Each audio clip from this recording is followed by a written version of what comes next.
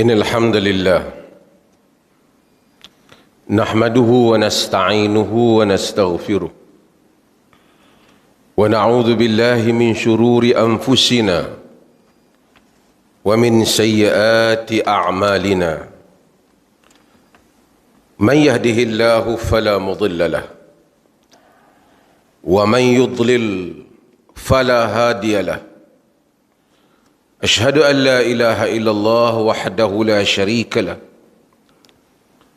وأشهد أن محمدًا عبده ورسوله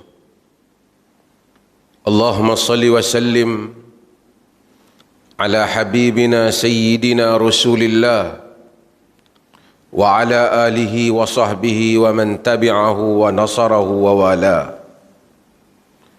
يا أيها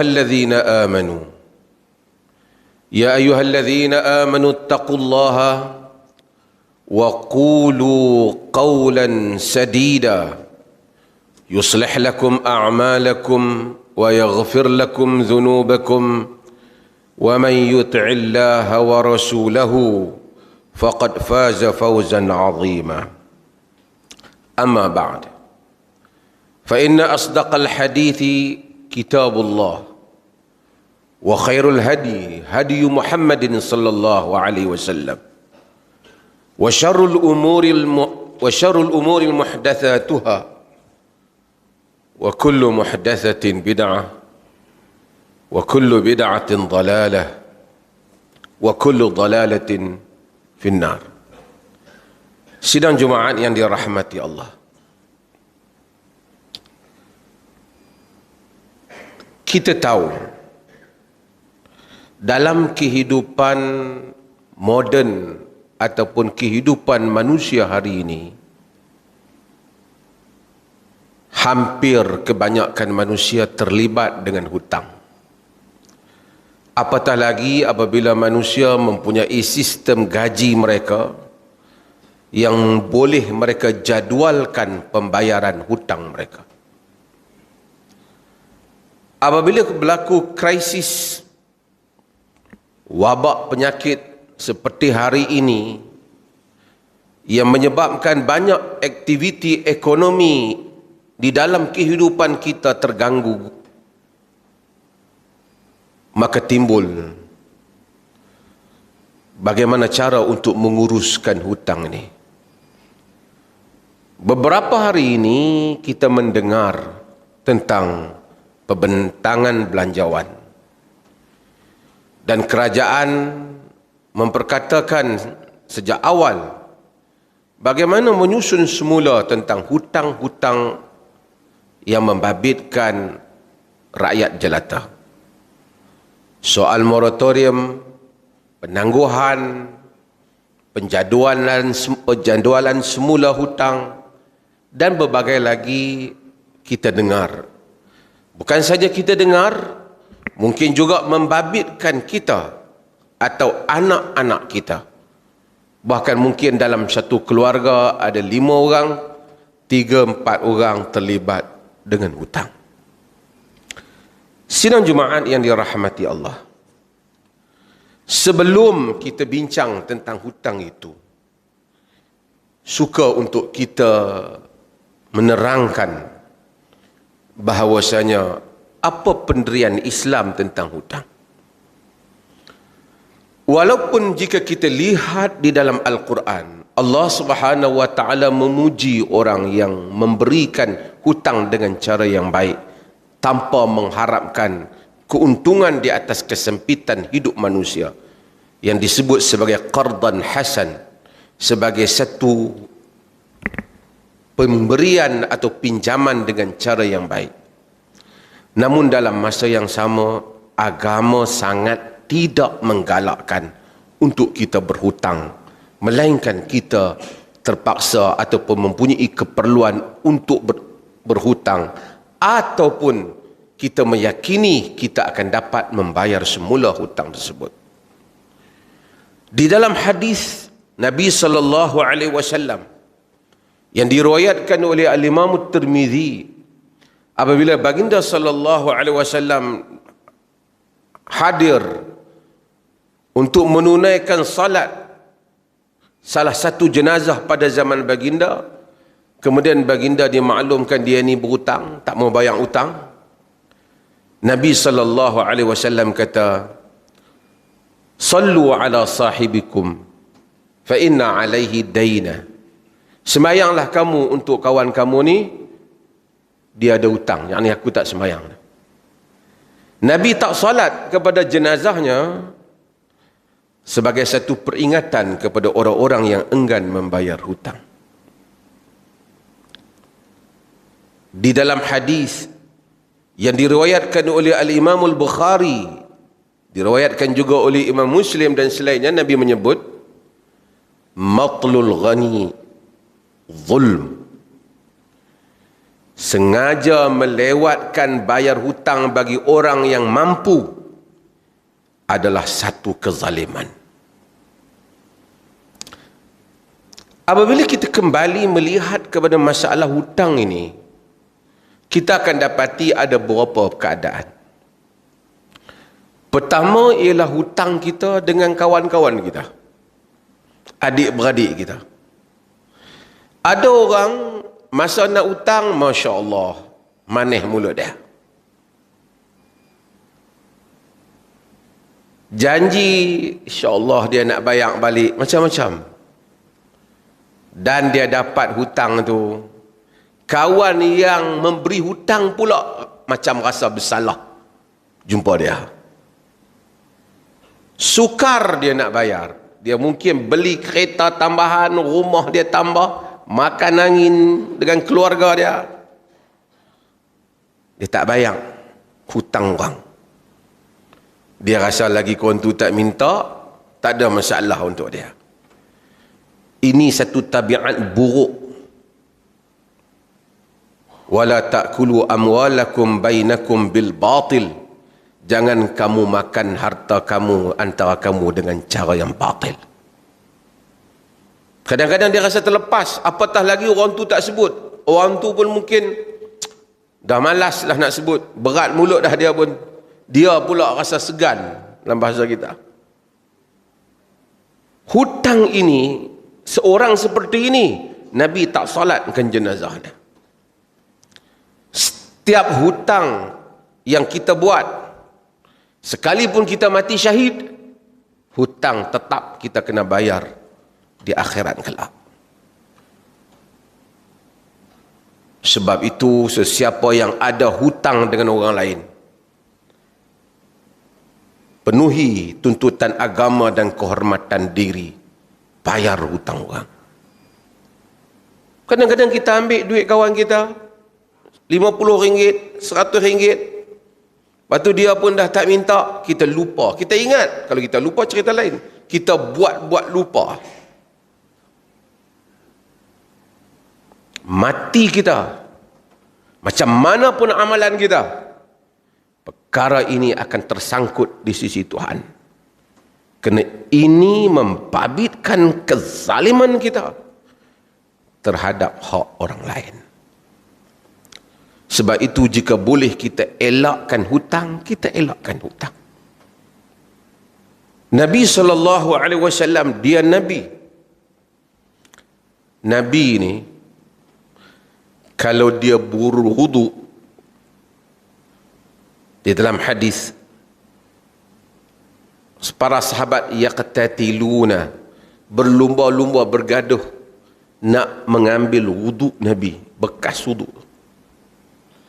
Kalau Nabi ludah, waqa'a ala kaffi rajul. Nabi kalau ludah tak turun ke tanah, akan kena di tapak tangan mana-mana sahabat, kerana mereka tunggu. Wadalaka jasadahu wajahahu wajildahu, dia akan sapu muka dia, dia akan sapu badan dia. Punya keberkatan Nabi itu sehingga peringkat itu sahabat tunggu. Artinya, kalau Nabi nak makan, Nabi sebut je nak makan, Nabi boleh makan, sahabat akan bawa. Mereka akan mempertaruhkan apa sahaja untuk Rasulullah sallallahu alaihi wasallam sekalipun nyawa mereka. Pun begitu.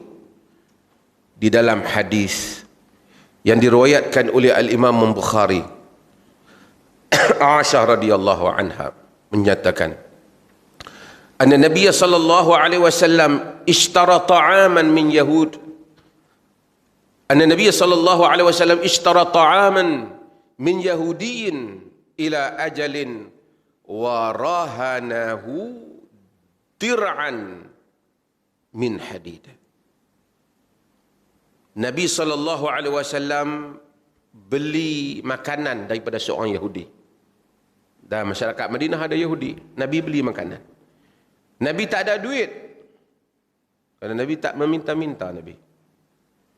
Nabi gadai baju besi dah. Sehingga itu Nabi sallallahu alaihi wasallam sehingga hampir wafat masih ada lagi gadaian Nabi. Kerana apa? Kerana nak mendapatkan makanan. Tak ambil saja. Oleh kerana tak memiliki wang, Nabi gadai dulu, letak aset. Itu seorang Nabi yang dia boleh memiliki apa yang dia kehendaki. Tetapi baginda sallallahu alaihi wasallam menunjukkan nilai tinggi penghormatan diri manusia, tidak meminta-minta daripada orang lain dan tidak berhutang sehingga dia akan tertanggung dengan hutang itu. Sebaliknya, baginda menggadaikan sesuatu. Maksudnya, jika baginda gagal membayarnya, maka baju besi itu menjadi milik Yahudi berkenaan.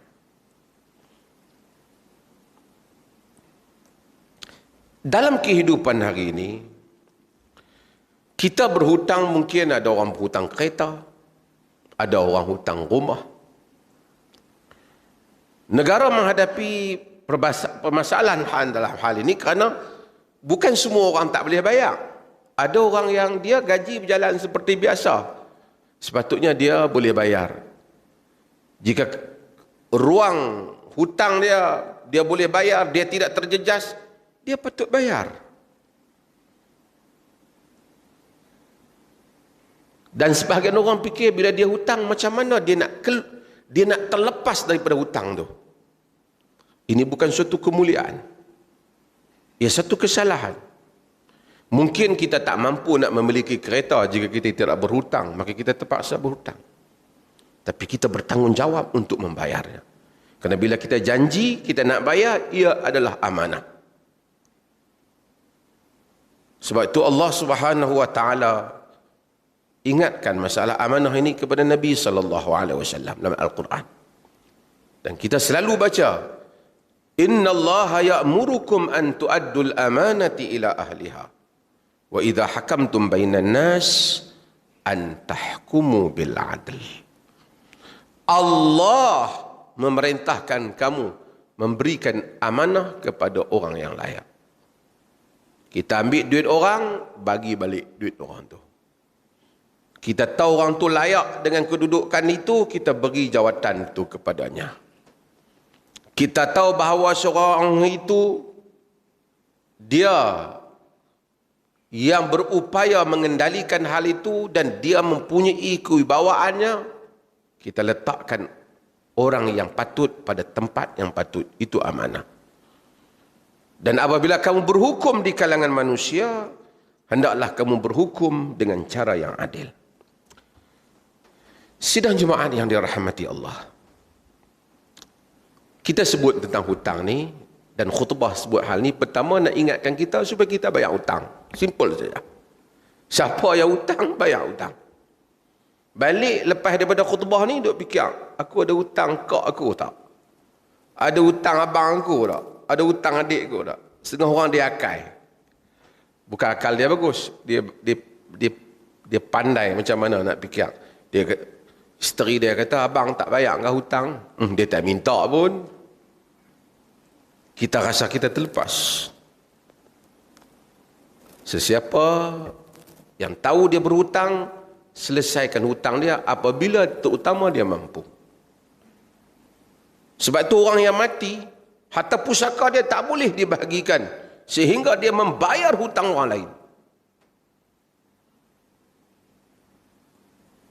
Jadi antara kita lepas khutbah ni nak balik ni, Lepas Jumaat ni ingat siapa kita hutang. Kemudian kita mungkin ada hutang berjadual, potong gaji kita, yang tu dah tak ada masalah, dah kita dah janji. Ataupun mungkin kita yang tak kerja tetap, kita janji nak bayar sebulan berapa, kita bayar jika kita mampu, melainkan jika kita benar-benar tak mampu. Mudah-mudahan Tuhan ampunkan kelewatan kita dan azam kita untuk bayar hutang orang. Nabi SAW sebut dalam hadis, man akhadha amwalan nasi yuridu an adaha addallahu an. Siapa yang ambil duit orang, harta orang, dia berniat nak bayar balik, Allah akan jadikan dia boleh bayar. Wa man akhadha yuridu itlafaha atlafahu Allah. Siapa yang ambil dan dia duk rasa peluanglah nak bayar, tak kira lah lepas ni, kalau boleh tak bayar lagi bagus, Allah akan hilangkan harta dia. Sidang Jumaat yang dirahmati Allah, kalau semua orang ni santun dengan masalah harta orang, kita akan dapati ramailah masyarakat ni orang yang sanggup bagi pinjam kat orang. Tapi orang tak sanggup, sebab ramai orang yang bagi, bila diberi pinjam, mereka tak bayar balik. Pinjam harta orang samalah hutang kereta ke, pinjam kereta orang ke, pinjam barang orang ke. Kembalikan harta kepada tuannya. Dan semua ini adalah merupakan tanggungjawab kita di hadapan Allah Subhanahu wa taala. Mudah-mudahan kita menjadi masyarakat yang mengurangi bebanan hutang kita. Kalau tak ada keperluan, kita tak payah berhutang. Kebanyakan orang masyarakat Melayu Muslim kita, mereka hutang untuk memewahkan diri mereka, bukan untuk memajukan diri mereka. Mereka tak tahu mana lagi hutang beli kereta yang di luar keupayaan dia. Pendapatan tak setara mana lagi beli benda yang di luar keupayaan dia. Benda yang dia beli itu bukan memajukan dia pada masa depan, hanya menambahkan beban.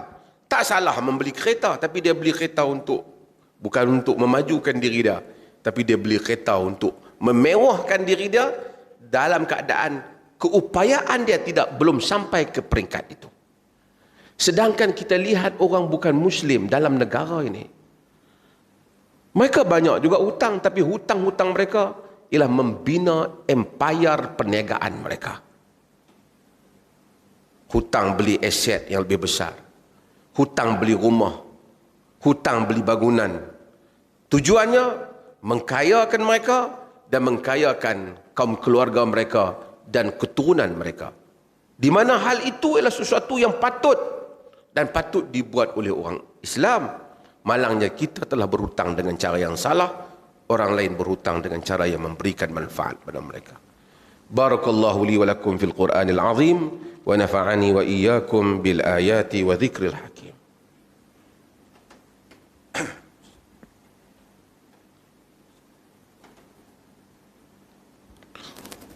Alhamdulillah.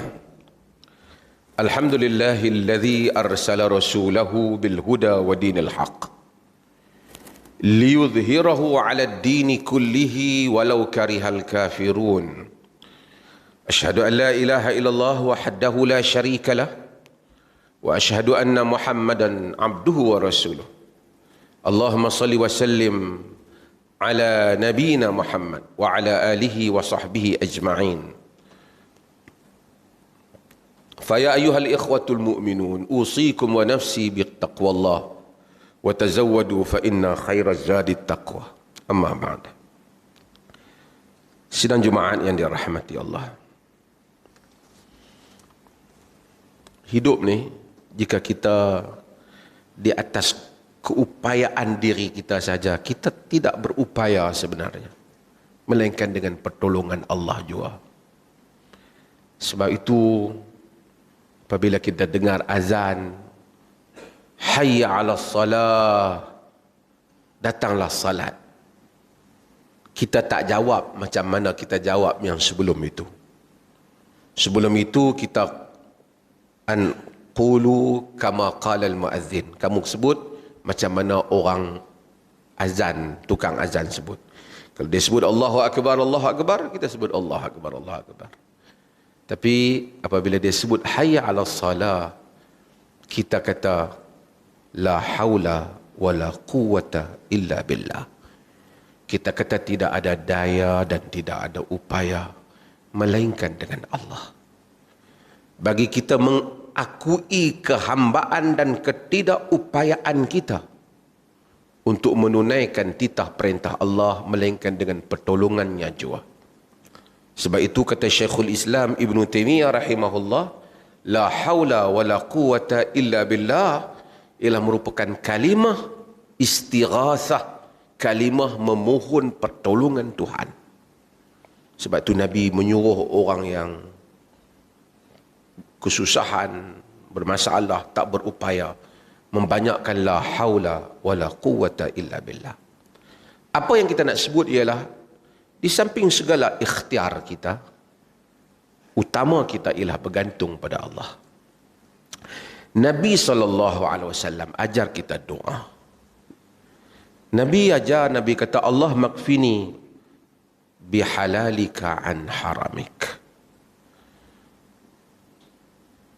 Wa aghnini bifadlika amman siwak. Ya Allah, cukuplah untuk aku halalmu, dengan halalmu daripada harammu. Kayakanlah aku dengan kurniaanmu daripada memerlukan selain daripada engkau. Allah makfini bihalalika an haramik. Ya Allah, supaya yang halal ni cukup untuk kita. Tak ambil harta orang. Gaji kita walaupun 1,000, 1,500, 800, kita makan hak kita. Kalau tak jadi, kalau tak, orang gaji berpuluh ribu, 7-80 ribu, makan rasuah. Terlibat, kita dengar cerita rasuah, dahsyat. Tu bukan gaji kurang-kurang, semua gaji hebat. Orang yang terlibat dalam posisi-posisi penting dalam negara. Berbagai tempat, negara kita dan luar negara mana-mana. Di kalangan mereka, walaupun gaji mereka setahun gaji kita, tapi masih lagi tak cukup. Dia nak kena ambil lagi, hak lain lagi. Sebab itu maka kita berdoa kepada Allah setiap kali salat, semoga Allah SWT mencukupkan kita dengan kurniaannya. Berikutnya ialah, hari ini ialah hari di mana keberangkatan Duli Yang Teramat Mulia Tunku Raja Muda Perlis ke masjid, tuan-tuan. Bersama dengan keberangkatan ini ada Jabatan Pendaftaran Negara. Sebahagian daripada tuan-tuan mungkin ada masalah dengan pendaftaran ataupun tentang IC dia, tentang macam-macam lagi pendaftaran ini. Kad pengenalan dia, kewarganegaraan dia. Ambil kesempatan pada hari ini untuk tanya pegawai-pegawai yang ada ini, membolehkan mereka membekalkan maklumat kepada tuan-tuan, untuk tuan-tuan, anak isteri tuan-tuan dan sesiapa saja. Demikian peranan masjid yang besar, berfungsi memberikan khidmat kepada masyarakat kita dalam berbagai hal. Inna Allah wa malaikatahu yusalluna ala nabi. Ya ayyuhalladzina amanu sallu alaihi wa sallimu taslima. Sesungguhnya Allah dan malaikatnya berselawat kepada Nabi. Wahai orang-orang yang beriman, hendaklah kamu berselawat dan salam kepadanya. Allahumma salli ala Muhammad wa ala ali Muhammad. Kama sallaita ala Ibrahim wa ala ali Ibrahim. Wa barik ala Muhammad wa ala ali Muhammad. Kama barakta ala Ibrahim wa ala ali Ibrahim. Fil alamin innaka hamidun majid. Allahumma ghafiril muslimina wal muslimat. Wal mu'minina wal mu'minat. Al ahya minhum wal amwat. Innaka sami'un qaribun mujibud da'wat wa qadiyal hajat. Ya Allah, ampunilah seluruh kaum muslimin sama ada yang hidup ataupun yang telah mati. Ya Allah, berilah petunjuk hidayah serta rahmat-Mu kepada kami sekalian hamba-hamba-Mu. Dan kepada pemimpin kami, terutama Raja Pemerintah Negeri Perlis Tunku Syed Sirajuddin Ibnu Almarhum Tunku Syed Putra Jamalul Lail. dan Raja Muda Perlis Tuanku Said Faizuddin Putra, Ibnu Tuanku Said Sirajuddin Jamalul Lail, serta kaum kerabat baginda supaya sentiasa beramal dengan kitabmu dan sunnah Nabi Muhammad sallallahu alaihi wasallam. Engkau lanjutkanlah usia baginda berdua dalam keadaan selamat, sehat sejahtera, dan dengan semoga kesihatan yang baik yang engkau kurniakan kepada baginda berdua, terlaksananya pemerintahan yang adil lagi diredai olehmu. Ya Rahman, Ya Rahim, kami memohon kepadamu dengan segala kerendahan diri sebagai hambamu. Engkau indahkanlah akhlak kami. Engkau perbaiki pergaulan antara kami. Engkau pelihara kami dari penyakit lemah, malas, berpemikiran dangkal, dan buruk budi pekerti. Ya Rahman, Ya Wadud, Engkau baikilah keluarga kami, anak isteri kami, saudara mara kami, jiran tetangga kami, dan seluruh mereka yang kami kasihi. Engkau jadikanlah kami umat yang mempunyai ketinggian akal dan budi, mempunyai minda yang unggul dalam menguruskan kehidupan dan menjadi teladan yang baik kepada manusia yang lain. Ya Allah, jadikanlah negeri Perlis ini sebagai negeri yang makmur, rakyatnya hebat, mantap, bermentaliti kelas pertama dalam tindakan, hidup bersih, bersatu padu, dan dilimpahi berkat serta rahmat dari sisimu. Engkau jauhilah kami dari bala dan kerosakan. Engkau tambahlah nikmatmu kepada kami. Engkau berilah kepada kami kebaikan kehidupan di dunia dan di akhirat. Rabbana atina fid dunya hasanah wa fil akhirati hasanah wa qina adzaban nar. Innallaha ya'muru bil adli wal ihsan wa ita'i dzil qurba wa yanha 'anil fahsya'i wal munkari wal baghi ya'idzukum la'allakum tadhakkarun.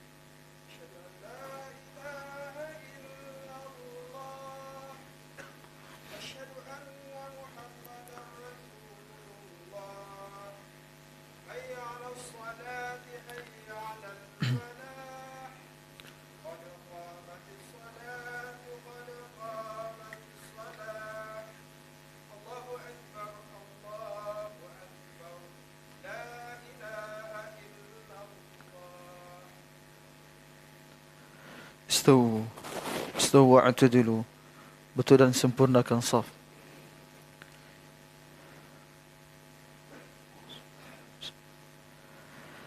Allahu Akbar. Subhanakallahumma wa bihamdika tabaraka ismuka ta'ala jadduka wa la ilaha ghayrika bismillahir الحمد لله رب العالمين الرحمن الرحيم مالك يوم الدين إياك نعبد وإياك نستعين اهدنا الصراط المستقيم صراط الذين أنعمت عليهم غير المغضوب عليهم ولا الضالين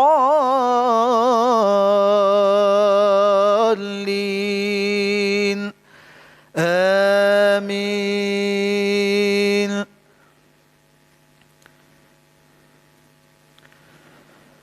يسبح لله ما في السماوات وما في الأرض الملك القدوس العزيز الحكيم. هو الذي بعث في الأميين رسولا منهم يتلو عليهم آياته ويزكيهم ويعلمهم الكتاب والحكمة وإن كانوا من قبل لفي ضلال مبين. وآخرين منهم لما يلحقوا بهم وهو العزيز الحكيم. ذلك فضل الله يؤتيه من يشاء والله ذو الفضل العظيم. مثل الذين حملوا التوراة ثم لم يحملوها كمثل الحمار يحمل أسفارا بئس مثل القوم الذين كذبوا بآيات الله والله لا يهدي القوم الظالمين. الله أكبر.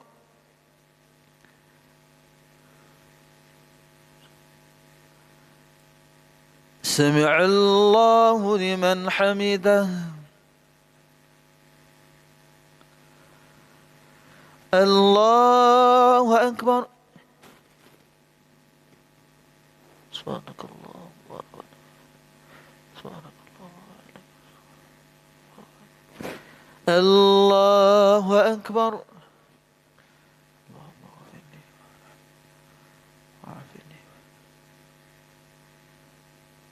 الله أكبر.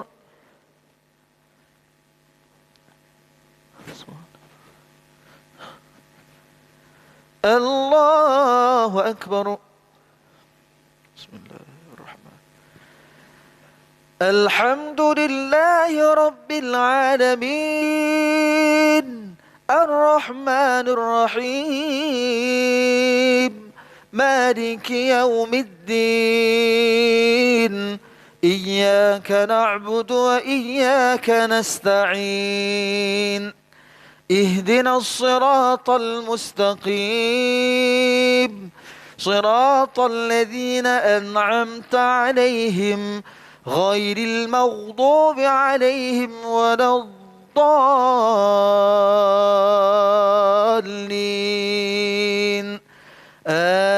آمين.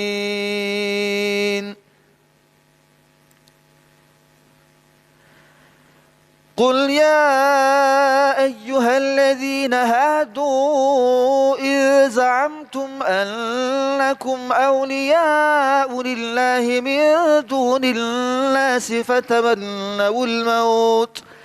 فتمنوا الموت إن كنتم صادقين ولا يتمنونه أبدا بما قدمت أيديهم والله عليم بالظالمين. قل إن الموت الذي تفرون منه فإنه ملاقيكم ثم تردون إلى عالم الغيب والشهادة فينبئكم بما كنتم تعملون. يا أيها الذين آمنوا إذا نودي للصلاة من يوم الجمعة فاسعوا إلى ذكر الله وذروا البيع ذلكم خير لكم إن كنتم تعلمون. فإذا قضيت الصلاة فانتشروا في الأرض وابتغوا من فضل الله واذكروا الله كثيرا لعلكم تفلحون.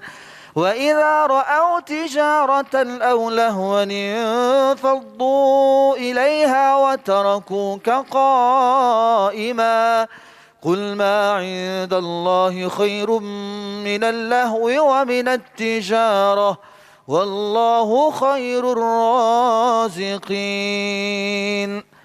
الله أكبر.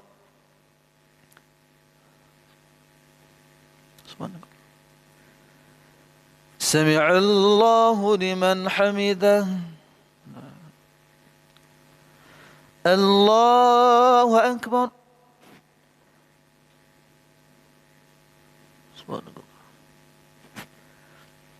الله أكبر.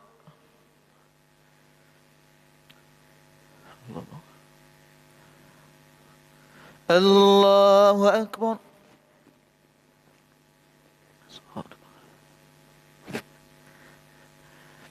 الله أكبر. التحيات. السلام عليكم.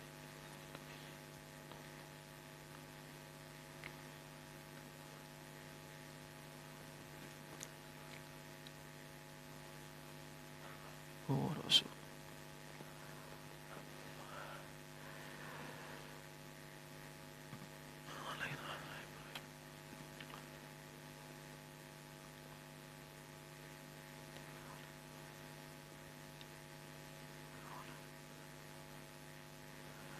السلام عليكم ورحمة الله.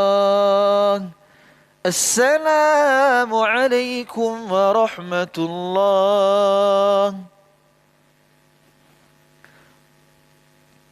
استغفر الله. استغفر الله. استغفر الله. لا إله إلا الله ولا شريك له. لا إله إلا الله وحده لا شريك له.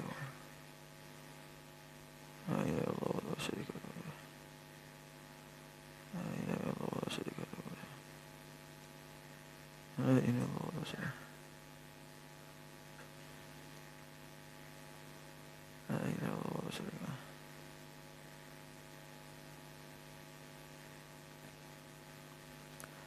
لا إله إلا الله. لا إله إلا الله.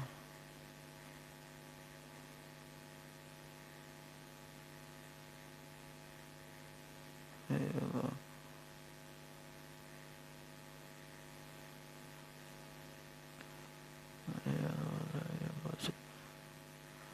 لا إله إلا الله.